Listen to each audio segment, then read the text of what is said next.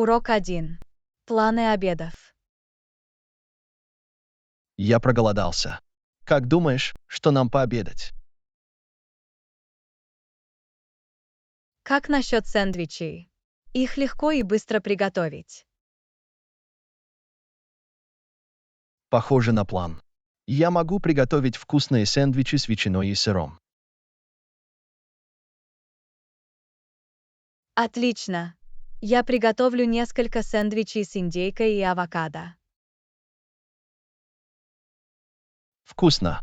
Обожаю авокадо. Я также принесу чипсы к бутербродам.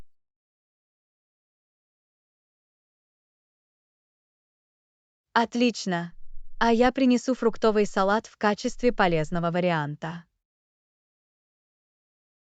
Определенно, нам нужно что-то освежающее. Не могу дождаться, когда смогу покопаться. Я тоже. Я соберу все в корзину для пикника, чтобы мы могли пообедать на свежем воздухе. Это отличная идея. Еда на природе сделает трапезу еще более приятной. Я согласен. Всегда приятно сменить обстановку во время еды. Совершенно верно. Я принесу нам одеяло, на котором мы сможем сесть. Это заботливо с твоей стороны. Это сделает наш пикник еще уютнее. Я рада, что вы так думаете. Я хочу, чтобы наш обед был особенным. Я ценю ваши усилия. Обед будет отличным. Я в восторге. Это будет отличный отдых от привычной рутины. В самом деле, иногда простая еда на свежем воздухе может иметь большое значение. Не могу не согласиться с этим. Это мелочи, которые доставляют нам радость. Совершенно верно. Думаю, этот обед станет одной из таких мелочей. Я с нетерпением жду этого. Обед будет незабываемым. Определенно. Хорошая еда и хорошая компания, чего еще можно желать? Вы правы. Я благодарна за такие моменты. Я тоже. Давайте воспользуемся нашим обеденным перерывом по максимуму. Совершенно верно. Я тоже принесу несколько напитков в знак тоста за чудесную трапезу. Урок 2. Переезд на новое место. Переезд в новое место может быть увлекательным занятием, но распаковке вещей еще предстоит многое сделать. Понимаю. Если вам нужна помощь, не стесняйтесь спрашивать. Спасибо, Анна. Я ценю твое предложение. Мне нужно пройти через множество коробок. Совсем без проблем. Я несколько раз переезжал, поэтому знаю, насколько это может быть тяжело. Это обнадеживает. Я впервые переезжаю и не знаю, с чего начать. Не волнуйтесь. Я могу дать вам несколько советов, как упростить этот процесс. Это было бы просто замечательно. У меня все уши. Во-первых, расставьте приоритеты на самом важном. Распакуйте коробки с предметами, которые вам понадобятся прямо сейчас. В этом есть смысл. Тогда я начну с кухонных принадлежностей и принадлежностей для ванной комнаты. Идеальный. Распаковав все необходимое, вы можете не торопиться с остальным. Это снимает некоторое давление. Меня переполняли все коробки. Такое ощущение естественно, но не забывайте делать перерывы и идти в ногу со временем. Хороший совет. При необходимости я обязательно отдохну и заряжусь энергией. Кроме того, четко маркируйте коробки. В дальнейшем это значительно упростит поиск вещей. Отличное предложение. Я куплю несколько маркеров и этикеток, чтобы начать маркировать коробки. Отлично. В долгосрочной перспективе это сэкономит вам много времени и нервов. Я ценю твою помощь. Без вашего руководства переехать было бы намного сложнее. С удовольствием помогу вам. Переезд может быть делом командного труда. Вы правы. Наличие кого-то, кто протянет руку помощи, имеет большое значение. Определенно. И не стесняйтесь обращаться за помощью к друзьям или родственникам, если это необходимо. Я учту это. Приятно знать, что у меня есть поддержка. Совершенно верно.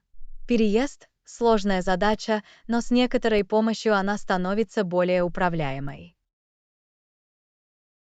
Я начинаю более позитивно относиться ко всему процессу.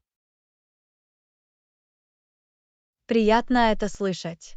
Помните, что это новый старт в новом пространстве. Вы правы. Мне не терпится превратить этот дом в дом. Не сомневаюсь, что вы это сделаете. Наслаждайтесь процессом и сделайте его своим. Спасибо, Анна. Ваши слова поддержки очень много значат для меня. Добро пожаловать, Джон. Помните, я здесь, если вам понадобится помощь по дороге. Я без колебаний свяжусь с вами. Еще раз спасибо за поддержку, Анна. Мне очень приятно. Удачи вам в распаковке и заселении. Я сделаю все, что в моих силах. Спасибо, Анна. Урок 3. Перезарядка и терпение. Батарея моего телефона разряжена. Мне нужно зарядить его. Это важно. Однако терпение — главное, чтобы дождаться полной зарядки устройства. Знаю, мне всегда кажется, что на это уходит целая вечность. Может показаться, что да, но это необходимо для полной перезарядки. Вы правы. Мне не следует торопить процесс. Именно так. Терпение позволяет аккумулятору восстановить полную емкость. Я постараюсь набраться терпения и дать ему зарядиться, не проверяя его каждые несколько минут. Это хорошая стратегия. Лучше всего дать ему зарядиться без помех. Пока я жду, я могу сосредоточиться на других вещах и занять себя. Отличная идея. Пока оно заряжается, вы можете многое сделать. Я мог бы почитать книгу или поработать. Отличный выбор. Когда вы займетесь другими видами деятельности, время пройдет быстро. Возможно, я даже пройду небольшую прогулку, чтобы очистить свой разум. Это прекрасный способ зарядиться энергией, пока телефон заряжается. Правда, иногда мы забываем о важности подзарядки. Совершенно верно. Перерывы и забота о себе необходимы для общего благополучия. Я учту это. Терпение и забота о себе идут рука об руку. Конечно, они верят. И то, и другое важно для сбалансированной и полноценной жизни. Теперь я начинаю больше ценить терпение и заботу о себе. Это просто фантастика. Это образ мышления, который пригодится вам в различных сферах жизни. Думаю, ты прав. Этот урок стоит усвоить. Определенно. И помните, как и ваш телефон, вы будете полностью заряжены и готовы к работе. Спасибо за поддержку, Анна. Ваши слова воодушевляют. Добро пожаловать, Джон. Нам всем нужны напоминания о необходимости заботиться о себе. Действительно, в повседневной жизни легко упустить из виду заботу о себе. Вот почему важно делать паузу и заряжаться при необходимости. Отныне я сделаю это приоритетом. Подзарядка необходима для сбалансированной жизни. Я рада это слышать. Не забывайте проявлять терпение и заботу о себе и другим. Вы правы. Нам всем нужны понимание и сострадание. Совершенно верно. Давайте проявим терпение и зарядимся энергией вместе. Я готова сделать именно это. Спасибо за напоминание, Анна. Урок 4. Культурные различия, пунктуальность. Я уже давно живу в другой стране и заметила интересные культурные различия. Это просто потрясающе. В каждой культуре есть свои уникальные практики. Какие различия вы заметили? Что ж, я заметил одно отличие – пунктуальность. В моей культуре своевременность очень ценится. Ах, понятно. Пунктуальность действительно является важным аспектом многих культур. Как насчет культуры, в которой вы сейчас живете? Здесь, похоже, более приемлемо немного опоздать. Люди более спокойно относятся к времени. Это интересно.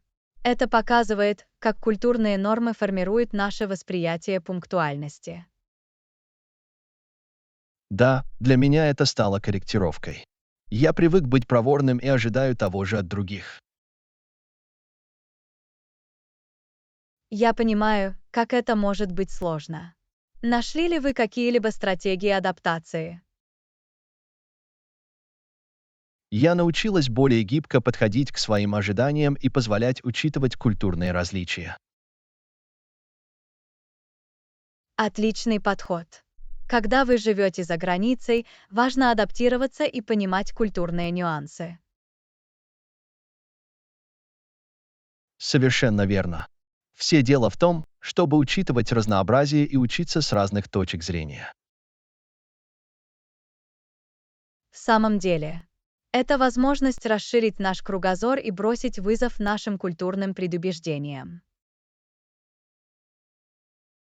Благодаря этому опыту я определенно стал более открытым.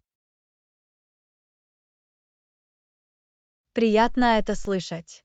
Культурный обмен может быть обогащающим и преобразующим. Это действительно так. Я научилась ценить красоту разных обычаев и традиций. Это ценный урок. Это способствует взаимопониманию и гармонии между различными сообществами. Не могу не согласиться с этим. Важно радоваться нашим различиям, а не позволять им разделять нас. Точно. Наш мир становится лучше, когда мы принимаем культурное разнообразие.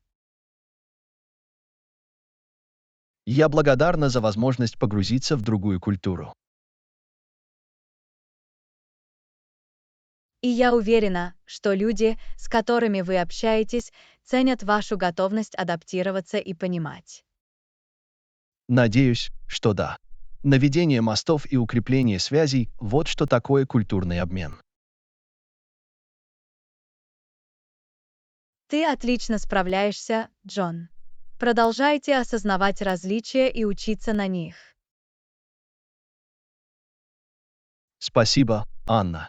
Я полна решимости продолжить этот путь культурного познания. Не сомневаюсь, что вы преуспеете в этом межкультурном опыте. Твоя поддержка очень много значит для меня. Спасибо за поддержку, Анна. Добро пожаловать, Джон. Помните, что культурное взаимопонимание – это процесс, который длится всю жизнь. Я учту это. Это путь роста и признания. Совершенно верно. Продолжайте хорошо тренироваться и наслаждайтесь богатством культурного разнообразия. Я так и сделаю, Анна.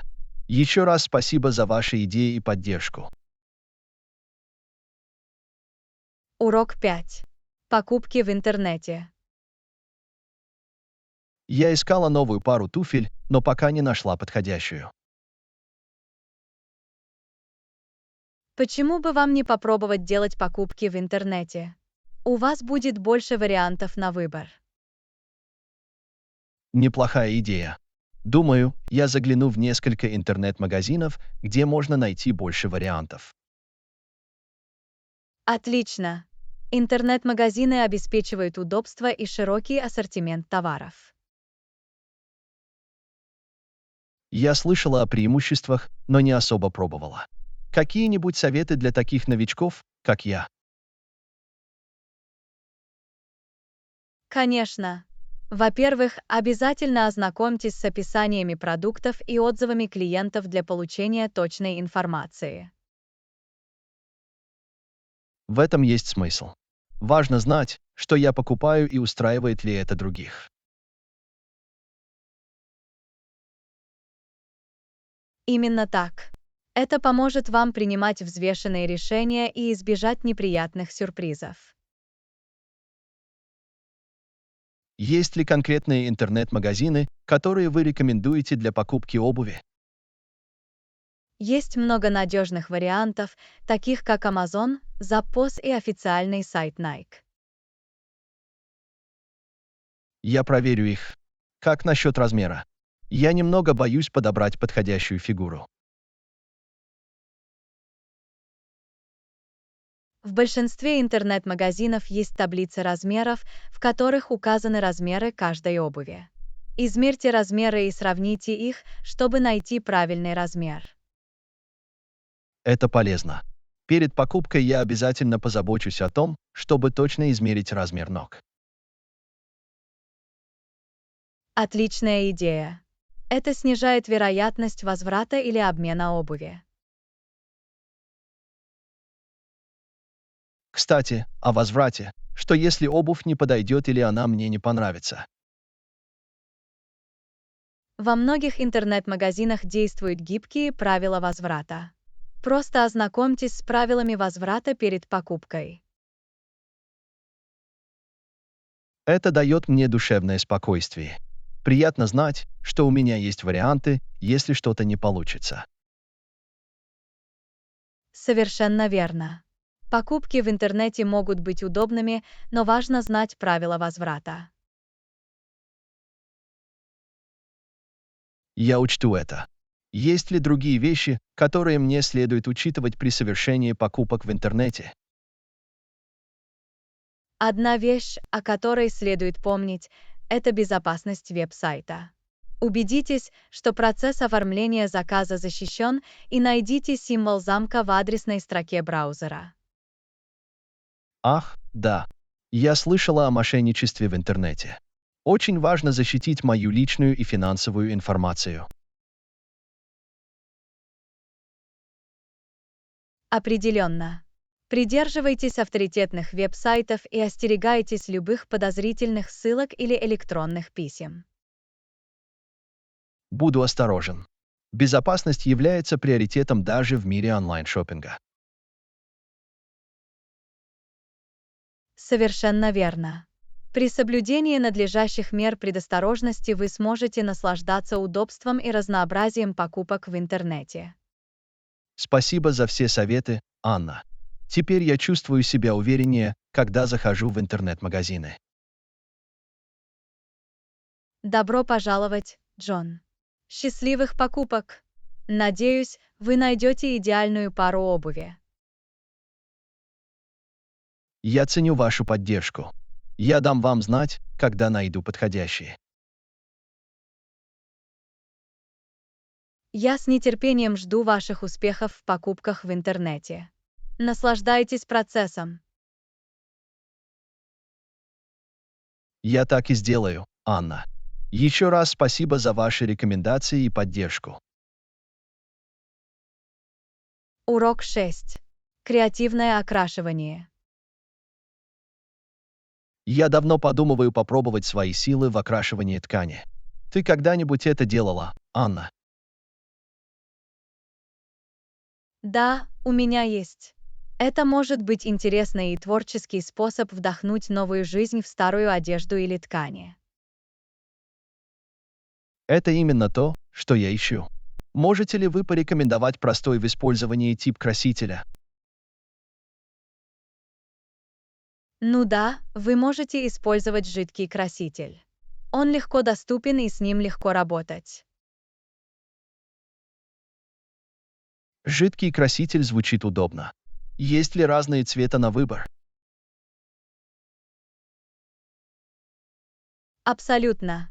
Вы найдете широкий выбор цветов, поэтому вы можете выбрать свои любимые. Отлично. Мне не терпится экспериментировать с разными оттенками и создавать уникальные дизайны.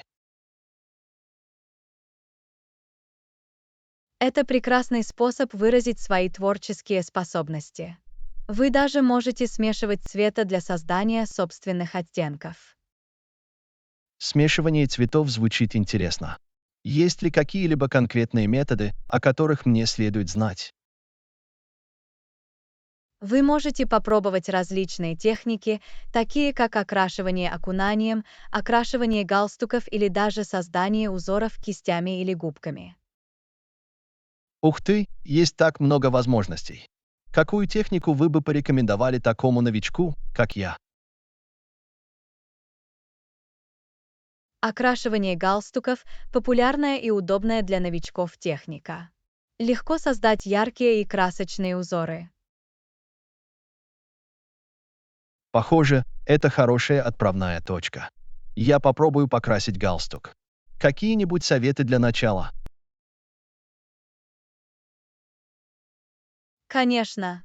Для достижения наилучших результатов начните с чистой влажной ткани и следуйте инструкциям на упаковке красителя. Понял. Обязательно прочту и внимательно последую инструкциям. И помните, надевайте перчатки, чтобы защитить руки от пятен. Безопасность прежде всего. Я обязательно надену перчатки и буду работать в хорошо проветриваемом помещении. Это важно. Хорошая вентиляция поможет в процессе окрашивания и предотвратит появление сильных запахов. Я учту это. Есть ли у вас другие советы по созданию ярких цветов? Предварительное замачивание ткани в смеси воды и уксуса поможет краске лучше впитываться и создавать более насыщенные цвета. Уксус, понял. Я обязательно предварительно замочу перед окрашиванием. Отлично! И не забудьте тщательно прополоскать ткань после окрашивания, чтобы удалить излишки красителя. Тщательное полоскание, проверьте. Я хочу, чтобы цвета оставались яркими и не кровоточили. Вот в чем дело. Правильное полоскание поможет застыть краситель и предотвратить кровотечение. Спасибо за все советы, Анна. Теперь я чувствую себя увереннее, когда начну свой проект по окрашиванию. Добро пожаловать, Джон. Наслаждайтесь процессом и получайте удовольствие от создания уникальных дизайнов. Я так и сделаю, Анна. Не могу дождаться, как у меня получится ткань. Я очень рада за тебя. Помните, что каждый проект по окрашиванию– это шанс раскрыть свой творческий потенциал. Совершенно верно. Я благодарна за это творческое средство. Еще раз спасибо за рекомендации, Анна. Мне очень приятно, Джон. Я здесь для того, чтобы поддержать ваши творческие начинания. Счастливого окрашивания! Спасибо, Анна. Мы готовы открыть для себя мир крашения и раскрыть наши художественные стороны. Урок 7. Покупка блендеров. Я искал новый блендер. Я хочу, чтобы он работал на нескольких скоростях и имел в виду некоторые другие функции. Отлично! Различные варианты скорости могут упростить смешивание различных ингредиентов. Какие еще функции вы рассматриваете? Меня также интересует блендер с импульсной функцией и прочная стеклянная банка. Импульсная функция может быть полезна для получения более точного смешивания, а стеклянная банка– хороший выбор, поскольку она долговечна и проста в очистке. Именно так. В прошлом у меня были пластиковые банки, и со временем они обычно царапаются и покрываются пятнами. Понимаю. Стеклянные банки обычно более устойчивы к царапинам и пятнам и не сохраняют запахов.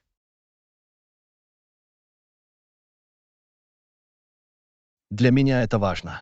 Мне нужен блендер, который прослужит долго и сохранит свою производительность. Совершенно верно. Всегда разумно инвестировать в качественный блендер, отвечающий вашим потребностям. Есть ли конкретные бренды или модели, которые вы рекомендуете? Есть несколько известных брендов, таких как Vitamix, Blendtec и KitchenAid, которые предлагают блендеры с несколькими скоростями и другими функциями. Я слышал много хорошего об этих брендах. Я их проверю. Как насчет мощности двигателя? Мощность двигателя определяет производительность блендера. Для универсального смешивания выбирайте блендер с более высокой мощностью. В этом есть смысл. Мне нужен блендер, способный обрабатывать как мягкие, так и твердые ингредиенты. Блендеры с более высокой мощностью обычно более способны смешивать твердые ингредиенты, такие как лед или замороженные фрукты. Приятно знать. Мне нравится готовить смузи из замороженных фруктов, поэтому мощный блендер просто необходим. Смузи– отличный способ включить фрукты и овощи в свой рацион. Мощный блендер значительно упростит процесс. Совершенно верно. Мне не терпится попробовать новые рецепты и поэкспериментировать с разными вкусами. В этом и заключается дух. С правильным блендером ваши возможности на кухне расширятся. Не могу дождаться. Блендеры с несколькими скоростями стоят дороже. Как правило, блендеры с большим количеством функций и большей мощностью, как правило, стоят дороже. Однако есть доступные варианты, которые по-прежнему обеспечивают достойную производительность. Я учту это. Для меня важен бюджет, но мне также нужно качество. Все дело в том, чтобы найти правильный баланс. Рассмотрите свои потребности и проведите небольшое исследование, чтобы найти лучший блендер в рамках вашего бюджета. Исследования играют ключевую роль. Я прочитаю отзывы и сравню цены, чтобы принять взвешенное решение. Это разумный подход. Отзывы могут предоставить ценную информацию от других пользователей. Спасибо за всю информацию, Анна. Теперь я лучше подготовлен к выбору идеального блендера. Добро пожаловать, Джон. Я рада, что смогла помочь. Надеюсь, вы найдете идеальный блендер для своих нужд. Я ценю вашу поддержку. Я дам вам знать, как только приму решение. Мне не терпится узнать о вашем новом блендере. Удачного смешивания и приятных кулинарных приключений. Спасибо, Анна. Давайте найдем идеальный блендер и приготовим вкусные угощения. Урок 8. Составление бюджета на поездки. Планирование поездки может быть увлекательным занятием, но расходы могут быстро возрасти. Есть ли у вас какие-либо советы по составлению бюджета, Анна? Безусловно, Джон. Один из способов сэкономить — упаковывать легкие вещи и брать с собой только самые необходимые вещи, такие как одежда и туалетные принадлежности. В этом есть смысл. Дополнительный багаж может повлечь за собой дополнительную плату, и с ним легче справиться с меньшим количеством вещей. Именно так. Кроме того, у вас будет больше места для сувениров или вещей, которые вы купите во время поездки. Я обязательно учту это. Есть ли у вас какие-либо советы по поиску доступного жилья? Да, есть несколько вариантов. Вы можете остановиться в бюджетных отелях, хостелах или даже арендовать комнаты или апартаменты через онлайн-платформы. Похоже, это отличные альтернативы. Важно найти удобное место для проживания без больших затрат.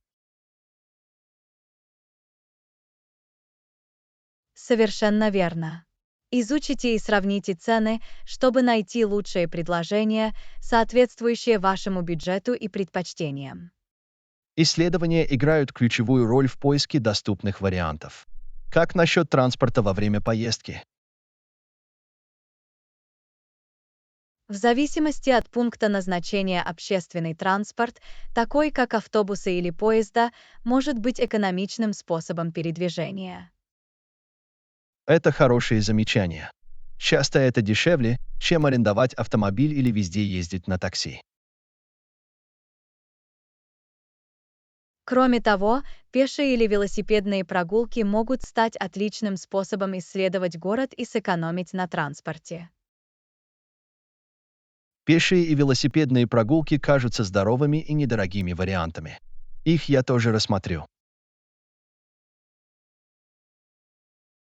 Еще один совет – ищите достопримечательности со скидками или бесплатные мероприятия в посещаемом районе. Отличная идея. Во многих городах предлагаются бесплатные пешеходные экскурсии или билеты со скидкой в музеи и достопримечательности. Воспользовавшись этими возможностями, вы сможете сэкономить деньги и при этом наслаждаться местными достопримечательностями. Я обязательно проведу исследование и спланирую заранее, чтобы воспользоваться любыми скидками или бесплатными мероприятиями. Это разумный подход, Джон. Заблаговременное планирование поможет вам максимально эффективно использовать бюджет. Есть ли у вас другие советы по бюджету для путешественников? Важно установить дневной бюджет приема пищи и придерживаться его. Еда в местных закусочных или приготовление еды самостоятельно также могут сэкономить деньги. Мудрый совет. Обязательно попробуйте блюда местной кухни, но лучше сочетать их с более доступными блюдами. Совершенно верно. И не забывайте следить за расходами во время поездки, чтобы уложиться в бюджет. Очень важно вести учет расходов. Это поможет вам контролировать расходы и при необходимости вносить коррективы. Именно так. Внимательное отношение к расходам сделает поездку более приятной и беззаботной. Спасибо за все полезные советы, Анна. Теперь я более уверенно планирую свою предстоящую поездку. Добро пожаловать, Джон. Я рад, что смог вам помочь. Помните, что бюджетирование не означает компромисс с опытом. Я учту это. При тщательном планировании я смогу провести незабываемое путешествие без больших затрат. В этом и заключается дух. Счастливого путешествия, Джон, и приятного вам приключения. Спасибо, Анна. Вас ждут недорогие приключения и незабываемые впечатления. Урок 9. Сохраняйте удовольствие от тренировок. Иногда бывает непросто поддерживать увлекательный и сложный режим тренировок. У тебя есть какие-нибудь советы, Анна? Я согласен. Кроме того, всегда приятно выполнять разнообразные упражнения, чтобы вам было интересно. Одна из идей– попробовать разные классы или программы тренировок. Похоже, это отличный способ все перепутать. Новые упражнения могут помочь воздействовать на разные группы мышц и предотвратить скуку. Именно так. Также полезно установить конкретные цели для тренировок. Будь то повышение силы, выносливости или гибкости, достижение цели поможет вам сохранить мотивацию. Цели придают тренировкам чувство цели. Я обязательно поставлю перед собой несколько целей, над которыми я буду работать. Еще один совет– включите музыку в свои тренировки. Создание плейлистов с веселыми песнями может повысить вашу энергию и сделать тренировку более приятной. Музыка– мощный мотиватор. Я обязательно попробую это сделать. Есть ли у вас какие-либо рекомендации по приложениям для тренировок или онлайн-ресурсам? Есть много отличных приложений и веб-сайтов, которые предлагают тренировки и упражнения с гидом. Некоторые популярные из них включают тренировочный клуб Nike, Fitbit и Yoga Vis Adriene. Я проверю их. Структурированный план тренировок может дать рекомендации и обеспечить полноценный распорядок дня. Совершенно верно. Также важно прислушиваться к своему телу и давать себе дни отдыха, чтобы восстановиться и предотвратить перенапряжение. Отдых и восстановление имеют решающее значение для предотвращения травм. Я обязательно включу регулярные дни отдыха в свой тренировочный режим. Это разумный подход, Джон. Все дело в том, чтобы найти правильный баланс между напряжением и восстановлением организма. Кажется, главное– разнообразие. Есть ли другие способы сделать тренировки более увлекательными? Да, вы можете попробовать потренироваться с другом или присоединиться к групповым занятиям. Наличие напарника по тренировкам может повысить ответственность и сделать занятия более приятными. Тренировка с другом звучит как забавная идея. Это также может ускорить время.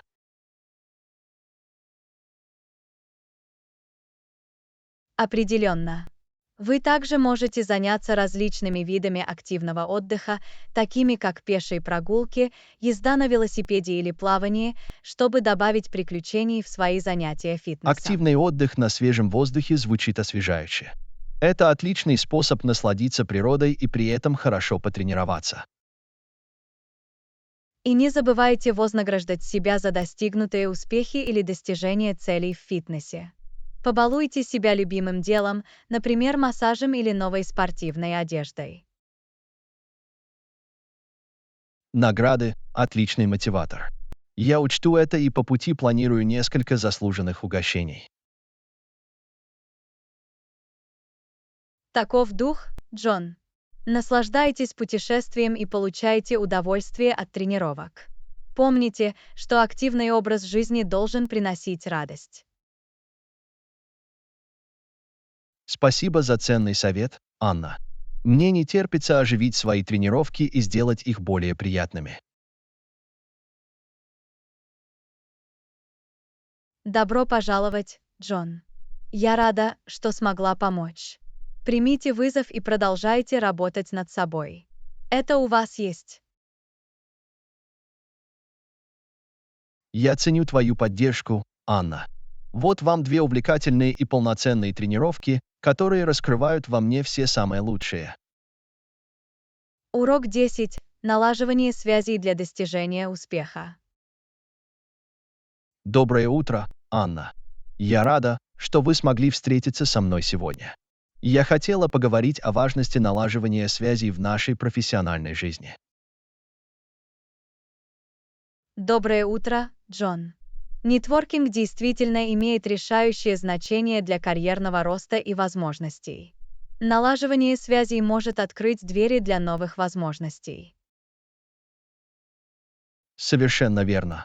Дело не только в том, что вы знаете, но и в том, кого вы знаете. Общение помогает нам расширять круг общения и перенимать чужой опыт. Верно. Посещение отраслевых мероприятий и конференций– отличный способ встретиться с единомышленниками и обменяться идеями. Конференции предоставляют ценные возможности для обучения и общения с лидерами отрасли. Это инвестиция в наше профессиональное развитие.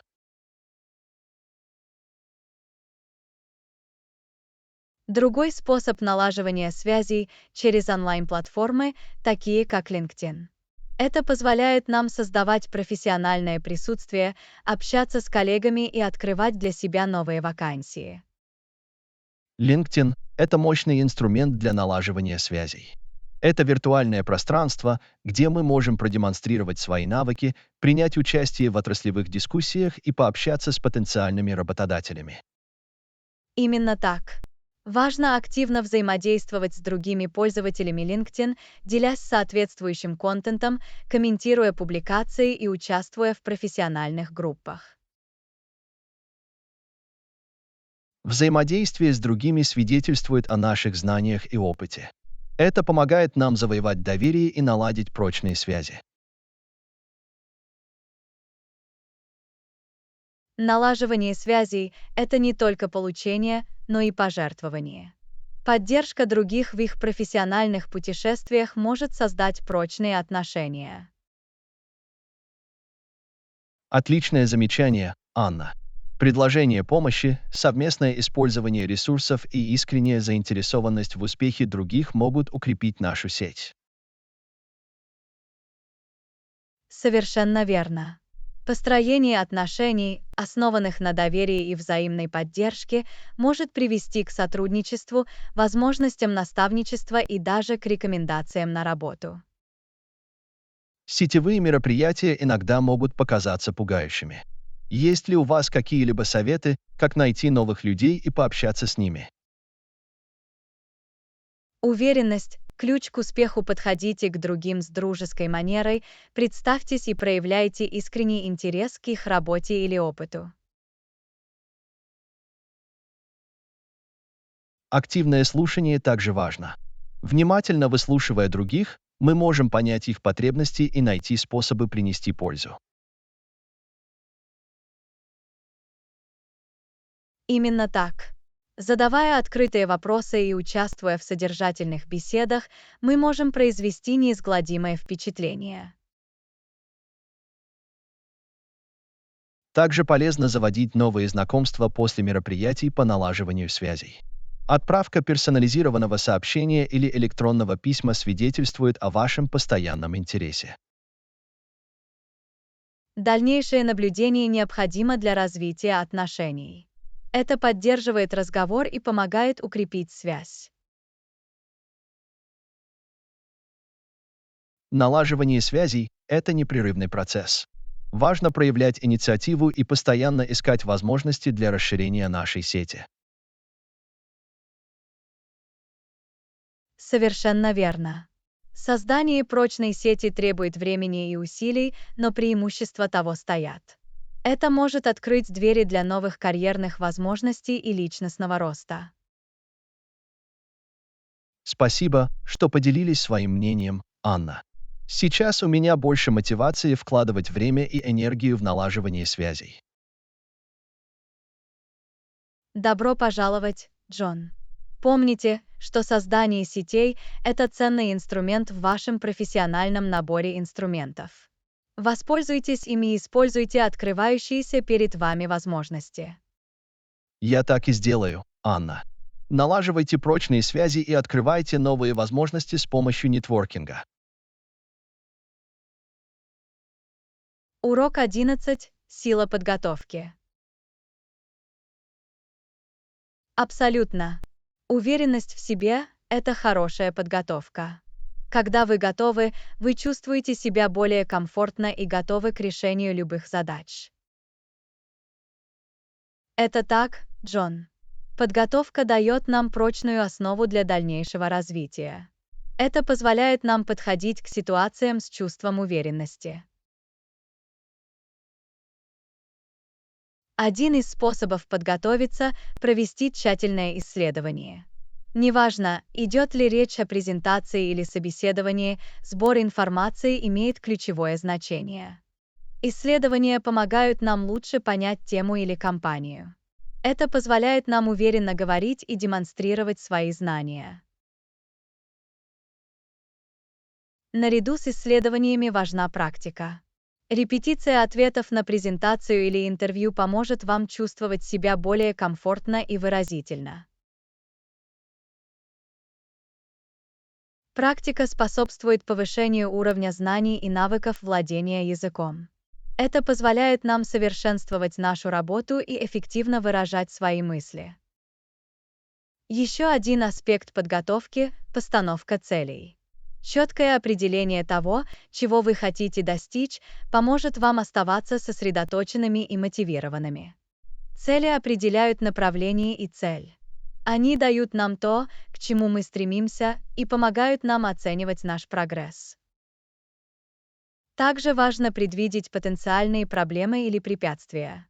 Задумываясь о будущем и составляя планы на случай непредвиденных обстоятельств, мы можем уверенно справляться с непредвиденными ситуациями. Подготовка к различным сценариям позволяет нам эффективно адаптироваться и решать проблемы. Это уменьшает беспокойство и повышает уверенность в себе. Кроме того, физическая и умственная забота о себе способствует вашей общей подготовленности. Очень важно достаточно отдыхать, правильно питаться и справляться со стрессом. Забота о себе часто игнорируется, но она играет важную роль в нашей работе. Когда мы чувствуем себя хорошо физически и морально, мы можем проявить себя с лучшей стороны. Безусловно, Анна. Уделение приоритетного внимания уходу за собой обеспечивает нам энергию и ясность ума для непосредственного решения проблем. Также полезно иметь контрольный список или список дел. Упорядочивая задачи и разбивая их на выполнимые шаги, вы сможете не сбиться с пути. Контрольный список поможет вам оставаться организованным и дает ощущение выполненного долга, когда вы отмечаете выполненные задачи. Это повышает вашу уверенность в себе на этом пути. Наконец, не забудьте визуализировать успех. Умственная репетиция положительных результатов поможет обрести уверенность в себе и снизить страх перед выступлением. Визуализация успеха помогает создать позитивный настрой. Это позволяет нам видеть, как мы достигаем поставленных целей, что, в свою очередь, повышает нашу уверенность в себе. Уверенность в себе действительно зависит от хорошей подготовки. Это сочетание знаний, практики и заботы о себе. Спасибо за содержательную беседу, Анна. Меня вдохновляет уделять первостепенное внимание подготовке и обретать уверенность в себе. Добро пожаловать, Джон. Помните, что подготовка – ключ к успеху в любом начинании. Примите этот процесс, и в долгосрочной перспективе он окупится. Я так и сделаю, Анна. Мы должны быть хорошо подготовлены и уверенно взяться за все, что попадется нам на пути. Урок 12. Преодоление языковых барьеров. Это умно. Приходилось ли вам преодолевать языковые барьеры при поездке в другую страну? Не совсем. Большинство людей говорили по-английски, что облегчало общение и ориентацию в различных ситуациях. Это очень повезло. Знание местного языка может улучшить впечатление от путешествий и помочь вам познакомиться с культурой и людьми. Совершенно верно. Изучение нескольких ключевых фраз на местном языке может во многом способствовать проявлению уважения и укреплению взаимопонимания. Я согласен. Даже если вы не владеете языком свободно, местные жители по достоинству оценят стремление общаться на местном языке. Это показывает, что вы готовы выйти из своей зоны комфорта и погрузиться в местную культуру. Люди часто проявляют больше терпения и отзывчивости, когда видят, что вы стараетесь. Это правда. Столкнувшись с языковыми барьерами, важно проявлять непредвзятость и способность адаптироваться к новым условиям. Невербальное общение также может сыграть важную роль. Невербальные сигналы, такие как жесты, мимика и язык тела, могут помочь преодолеть разрыв, когда вербальное общение затруднено. Совершенно верно. Обращая внимание на эти сигналы и наблюдая за тем, как местные жители взаимодействуют, вы сможете получить ценную информацию об их культуре и обычаях. Еще один полезный инструмент – приложения для перевода или разговорники. Они могут помочь вам сообщить об основных потребностях и понять важную информацию. Приложения для перевода во многом помогли путешественникам. Они могут помочь с переводами, произношением и даже языковой поддержкой в режиме реального времени. Всегда полезно иметь запасной план на случай, если вы столкнетесь с языковыми барьерами. Например, может быть удобно записать важные адресы или фразы. Отличный совет, Анна. Наличие письменной справки поможет вам сориентироваться в общественном транспорте, сориентироваться или узнать дорогу. Кроме того, не стесняйтесь обращаться за помощью к местным жителям или попутчикам, которые, возможно, лучше знакомы с этим языком. Большинство людей готовы помочь, если вы вежливо попросите. Это правда. Обращение за помощью не только устраняет непосредственные языковые барьеры, но и позволяет вам общаться с другими людьми и создавать незабываемые впечатления. Преодоление языковых барьеров может привести к личностному росту и более глубокому пониманию различных культур. Совершенно верно. Преодоление языковых барьеров во время путешествий расширяет наши горизонты и учит нас тому, как важно учитывать разнообразие. И дело не только в путешествиях. В современном глобализованном мире способность преодолевать языковые барьеры в различных контекстах может открыть новые возможности. Отличное замечание, Анна. Языковые барьеры не должны мешать нам изучать и общаться с людьми из разных слоев общества. В самом деле, Примите вызов, проявите непредвзятость и приложите усилия для общения. Вы будете удивлены тем, какие связи вы сможете установить.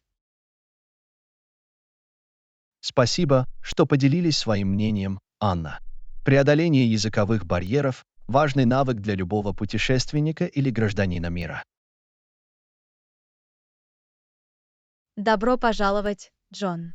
Помните, что, приложив немного усилий и проявив открытое сердце, вы сможете преодолеть языковые барьеры и наладить конструктивные связи. Я так и сделаю, Анна.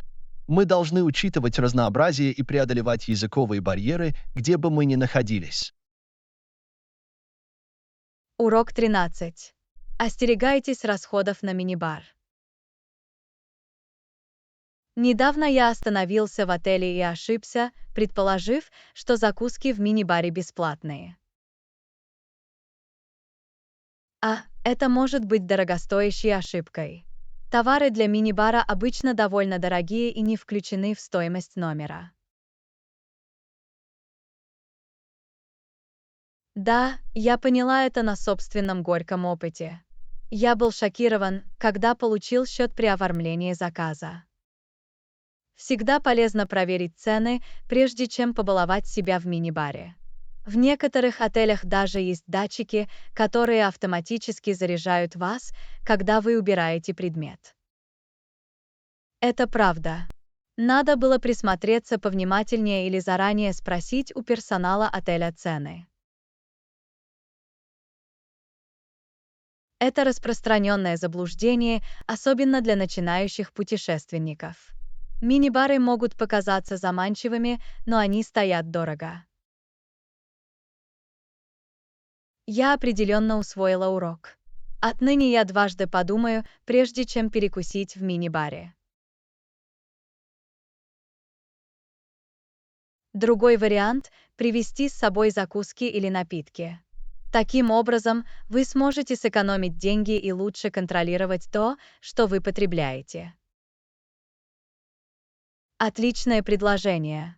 Заблаговременное планирование и перекусы дома помогут удовлетворить тягу к еде без больших затрат.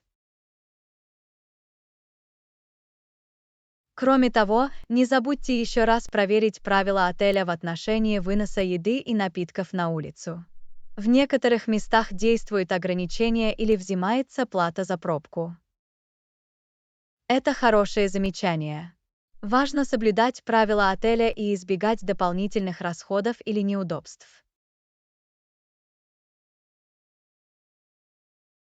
Еще один совет – посетите близлежащие магазины товаров повседневного спроса или местные рынки.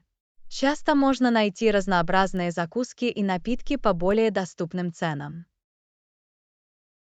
Это умная идея. Это отличный способ познакомиться с местной культурой и поддержать местный бизнес. Совершенно верно. Кроме того, у вас будет возможность попробовать уникальные закуски или напитки, которых может не быть в мини-баре отеля. Я обязательно учту это в своих будущих путешествиях. Все дело в том, чтобы внимательно относиться к расходам и принимать взвешенные решения. Знание потенциальных дополнительных расходов, таких как расходы на мини-бар, необходимо для эффективного управления бюджетом на поездки. Спасибо, что поделились этими ценными советами, Анна. Уверен, многим путешественникам будет полезно осторожнее относиться к соблазнам в мини-баре. Добро пожаловать, Джон. Всегда приятно делиться идеями, которые помогут другим сделать путешествие более приятным и экономичным. Спасибо, Анна. Мы должны бережно относиться к своим расходам и избегать дорогостоящих сюрпризов в мини-баре. Урок 14. Беседа на работу. Как долго вы добираетесь до работы, Анна? В среднем это около 30 минут. Я живу относительно недалеко от своего рабочего места, так что это не так уж плохо. Отлично. Более короткие поездки на работу помогут вам сэкономить время и уменьшить стресс по утрам. Совершенно верно. Мне нравится проводить по утрам дополнительное время, чтобы расслабиться или заняться любимым делом перед началом рабочего дня. Я могу это понять. Более короткие поездки на работу позволяют более плавно переключаться между домашней и рабочей жизнью. Да, это помогает мне поддерживать лучший баланс между работой и личной жизнью. У меня больше времени для хобби, занятий спортом или общения с близкими. Это просто фантастика. Более короткие поездки на работу могут положительно повлиять на ваше общее самочувствие и счастье. С другой стороны, я знаю некоторых людей, которым приходится добираться на работу гораздо дольше. Для них это может быть довольно сложно. Действительно, длительные поездки на работу могут быть непростыми. Ежедневное многочасовое пребывание в дороге может быть утомительным как физически, так и морально. Совершенно верно. Важно найти способы максимально эффективно использовать длительные поездки на работу, например, слушать аудиокниги или подкасты. Отличное предложение. Использование времени в пути для личностного роста или изучения чего-то нового может сделать эту задачу более терпимой.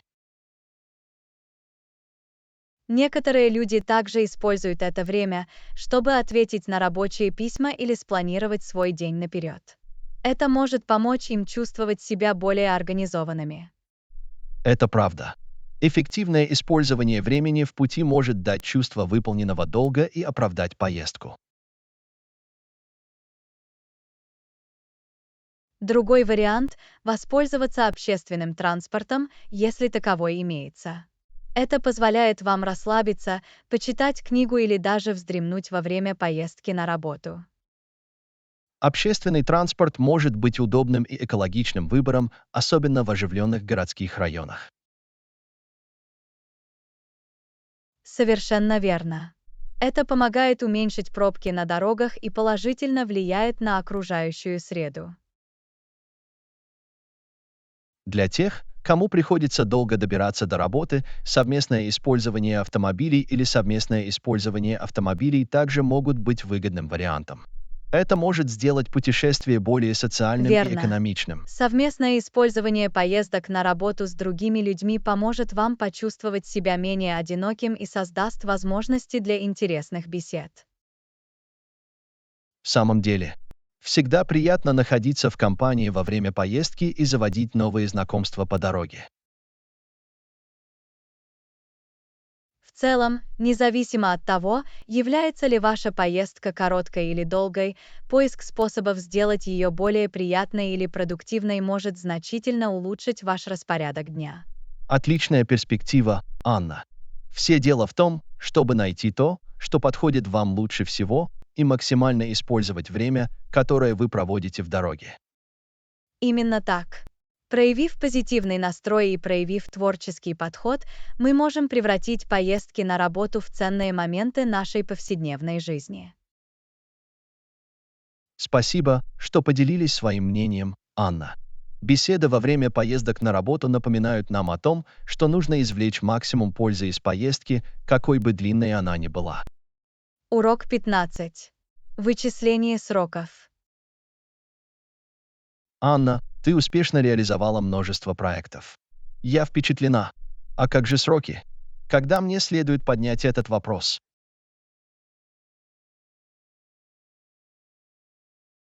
Время очень важно, Джон.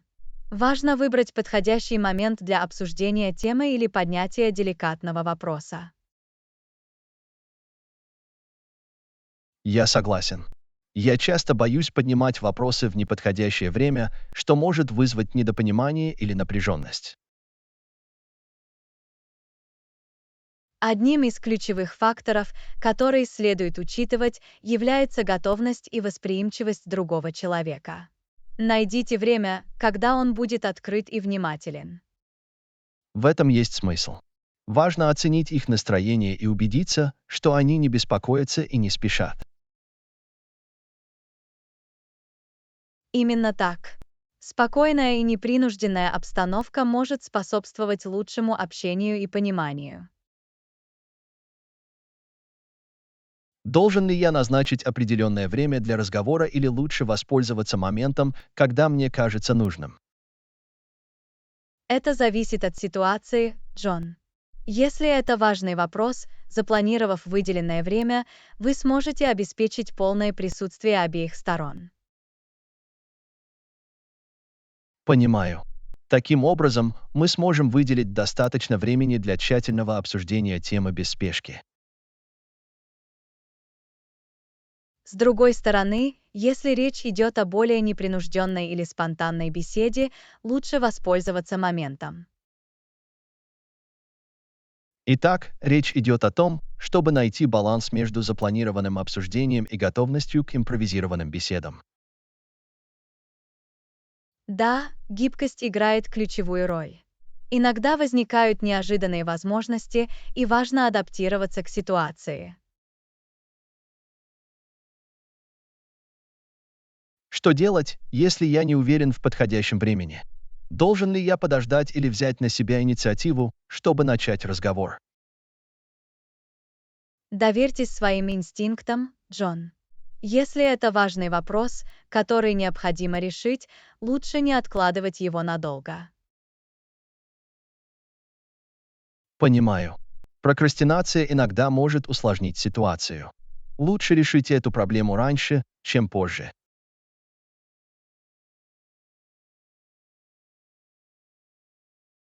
Верно. Однако, если это менее срочный вопрос, вы можете понаблюдать за ситуацией и дождаться более подходящего момента. Я учту это. Все дело в том, чтобы учитывать обстоятельства и выбирать наилучшее время для эффективного общения. Точно. Время может сильно повлиять на результат разговора и общую динамику между людьми.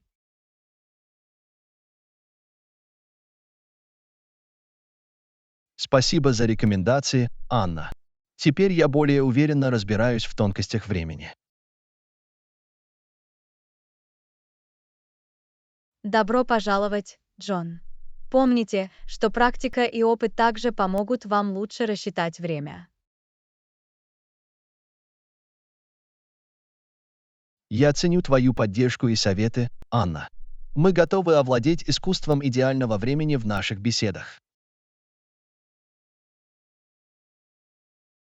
Урок 16. Стратегия выбора магазина. Что касается разных магазинов, Анна, у вас есть совет. В таком случае, какие факторы следует учитывать? Безусловно, Джон. При выборе магазина важно учитывать такие факторы, как цена, качество, удобство и обслуживание клиентов. Цена, безусловно, является важным фактором. Мы все хотим найти лучшее предложение и сэкономить деньги. Да, но также важно сбалансировать цену и качество. Иногда в долгосрочной перспективе платить немного больше за лучшее качество стоит того. Это правда. Качественные продукты, как правило, служат дольше и обеспечивают лучший общий опыт. Удобство – еще один важный фактор. Полезно выбрать легкодоступный магазин, предлагающий широкий выбор товаров. Я согласен. Наличие магазина поблизости может сэкономить время и силы, особенно на предметы первой необходимости. Кроме того, обратите внимание на службу поддержки клиентов магазина. Дружелюбный и компетентный персонал может существенно улучшить ваше впечатление от покупок. Хорошее обслуживание клиентов может повысить нашу общую удовлетворенность и повысить вероятность того, что мы вернемся в магазин. Еще один аспект, который следует учитывать, это репутация магазина. Чтение отзывов или обращение за рекомендациями могут дать ценную информацию. Отличное замечание. Изучение чужого опыта может помочь нам принимать обоснованные решения. Кроме того, обратите внимание на правила магазина, такие как правила возврата или обмена. Перед покупкой полезно узнать их условия. Верно. Гибкая и удобная для клиентов политика возврата позволяет нам быть спокойными при совершении покупки. Наконец, обратите внимание на ценности и этику магазина. Поддержка предприятий, применяющих ответственные методы работы, соответствует нашим собственным ценностям. Совершенно верно. По возможности важно выбирать магазины, которые уделяют приоритетное внимание устойчивому развитию, справедливой торговле и этичным закупкам. Подводя итог, можно сказать, что при выборе магазина учитывайте такие факторы, как цена, качество, удобство, обслуживание клиентов, репутация, политика и ценности. Спасибо за исчерпывающий совет, Анна. Учет этих факторов поможет мне сделать лучший выбор магазина. Добро пожаловать, Джон. Помните, что все дело в том, чтобы найти магазины, соответствующие вашим потребностям и ценностям. Я ценю ваше руководство.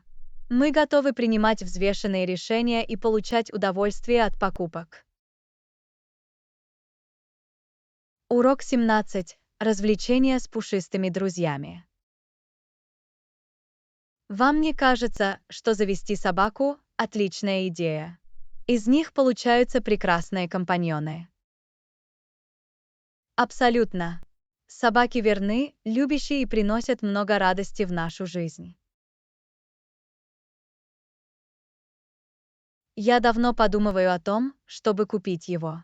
Как насчет этой с кудрявым пальто? Выглядит восхитительно. Да.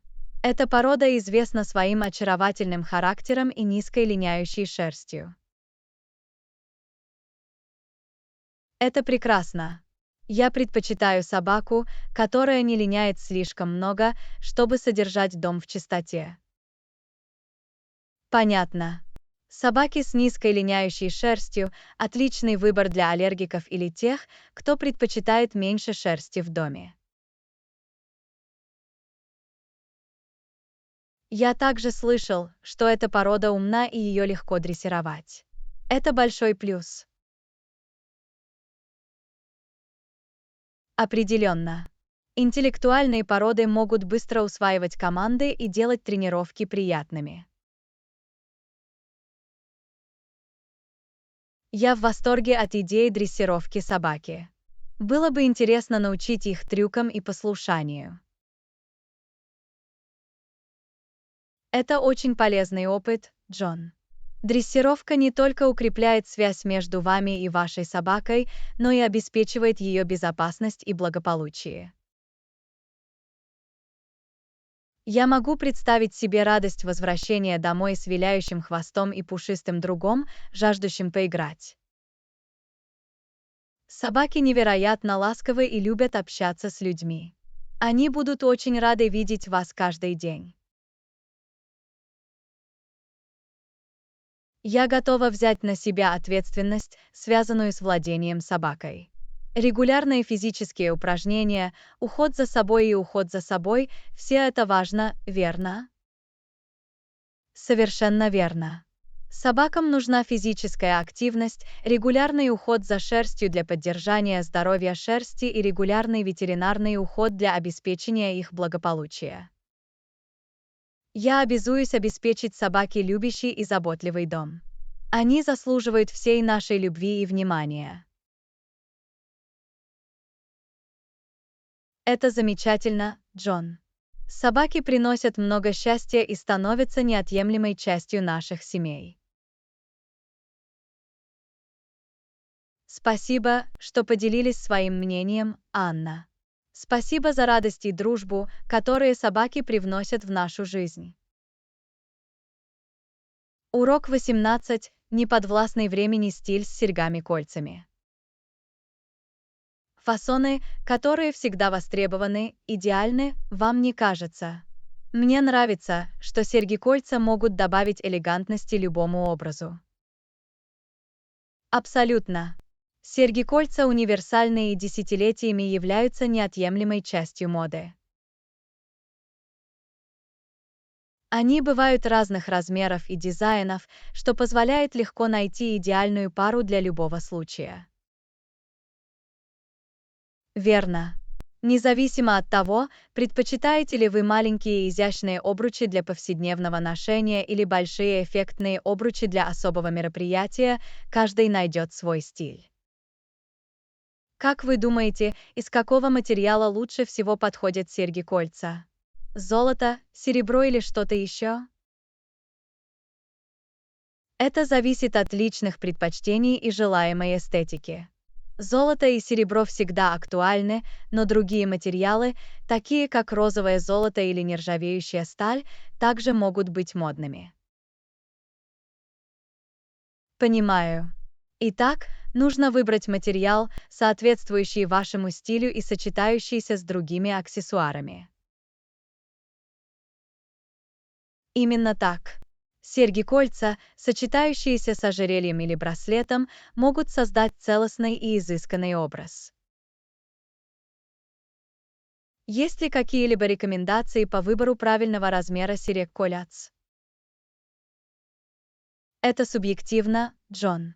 Обручи меньшего размера могут выглядеть утонченно и сдержанно, а обручи большего размера могут стать ярким акцентом. Думаю, это также зависит от формы вашего лица и вашего личного стиля. Да, это правда.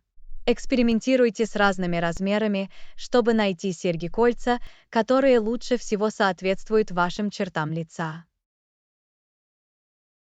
Я видела несколько серег-колец со сложными узорами или украшениями. Что вы об этом думаете? Они могут стать отличным способом придать вашим серьгам визуальный интерес и уникальность. Все зависит от вашего стиля и случая. В этом есть смысл. Серьги-кольца с замысловатыми деталями могут стать началом разговора и способом продемонстрировать свою индивидуальность. Совершенно верно. Мода — это самовыражение, и серьги-кольца предоставляют прекрасную возможность для этого. Мне не терпится попробовать разные стили серег-колец и поэкспериментировать со своим внешним видом. Таков дух, Джон. Получайте удовольствие, открывая для себя безграничные возможности серег-колец. Спасибо, что поделились своим мнением, Анна. Серьги-кольца помогут вам воплотить в себе неподвластный времени стиль.